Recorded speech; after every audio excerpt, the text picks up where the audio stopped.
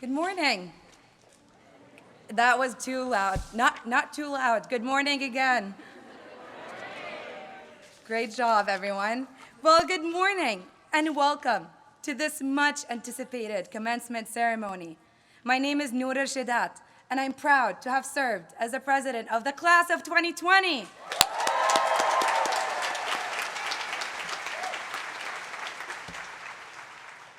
I would like to begin by asking you to join me in a moment of silence as a tribute to those who have lost their lives to COVID-19 across the world.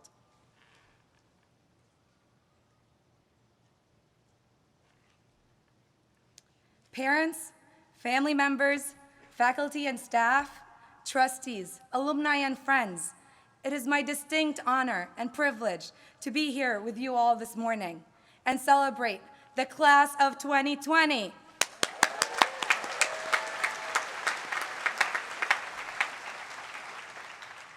For those of you who are unable to be with us in person today, know that you are truly missed, and we hope to see you all soon.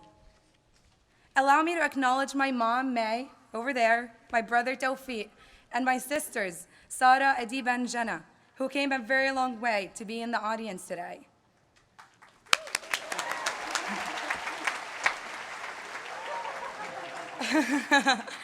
And to my dad, Amjad, who was not able to attend and is watching us live all the way from Jordan. I love you, Dad, and wish you were here.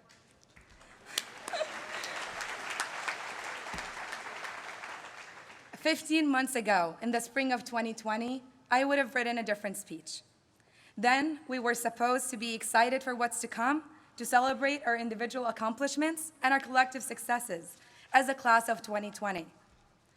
That spring, we should have been looking forward to attending the senior picnic and gala. We would have hopped into every fountain before we left, and we would have hugged each other and our professors without hesitation at the end of what was supposed to be the last commencement under the oaks. Instead, our last year was cut short, and we were faced with a reality that was marked with fear and uncertainty. Who could have imagined our new reality? This is not what we had expected for ourselves back in 2016, but if anything, it is what brought us here today. Today is not a celebration of our commencement into the real world. We already did that. In May of 2020,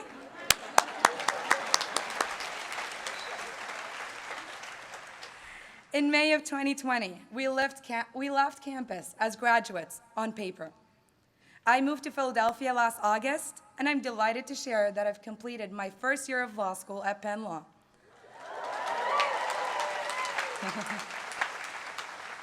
I also know that many of you have already taken your first steps towards achieving big dreams as proud Elon graduates.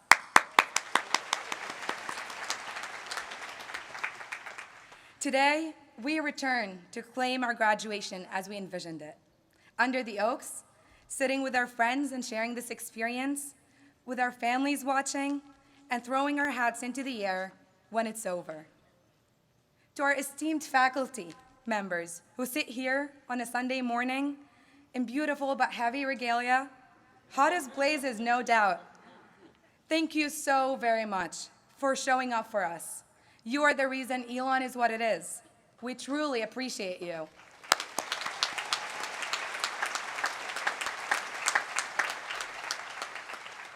Today, we are celebrating the class of 2020 plus one. Yes, you heard that right. We are the class of 2020 plus one. With a plus one, you never quite know who will show up. Our class's plus one was a pandemic. Instead of hanging out with friends, taking classes from our favorite professors, attending ripcord concerts, and college coffees, sitting by Lake Marinelle and studying in Belk Library, we ended up wearing masks and quarantining, working from home, and attending virtual classes.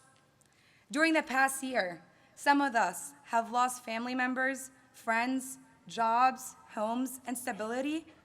Despite all the unexpected and devastating consequences, one thing is undeniably true.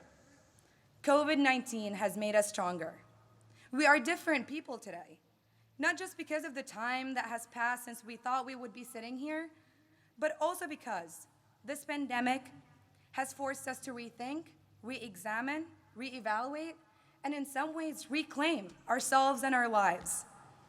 It allowed us to reassess our realities and unveil the inequities that are embedded in our communities and across the globe. The fight for justice is imperative. I want to also thank the people who have helped me advocate for justice and who made my Elon experience possible. Thank you, Mom, for encouraging me to defy traditional expectations and travel across the world to get the best education. Thank you to the donors who contributed to the King Hussein Scholarship. Thank you, Dr. Lambert and President Book, for all you have done for us. Thank you to my mentors and friends who believed in me more than I believed in myself. Thank you to Barbara and Frank, Kristen and Francois, for opening up your hearts to me and for giving me a family and sense of home so far away from home. Thank you to the 75 Elon students who I shared my London semester with and will be my friends forever. Thank you to Renee Jackson for supporting me throughout my law school application process and helping me get to where I am today. Thank you to my fellow class officers, you can stand, Laura Rossi, Katie Harford, Abby Walsh, and Katie Wakiyama, and Matt McCarthy. They're here.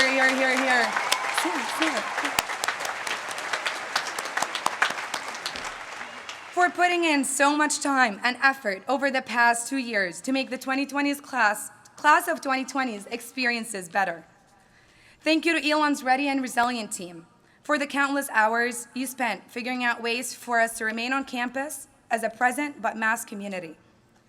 And thank you to the Office of Alumni Engagement for making this day a reality for us.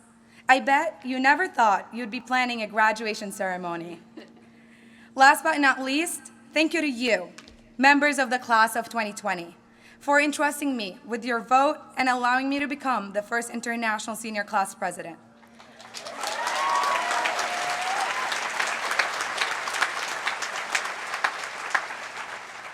Serving as your president has been the highlight of my time at Elon. I would like to think that I've paved the way for other international students to share the richness of their cultures and to feel empowered to make a difference. I look forward to staying in touch, meeting the loves of your lives, getting wedding invitations, and celebrating all what life has to offer. I promise I will bring a cool +1. And as Rumi said, your heart knows the way, run in that direction. For now, please stand.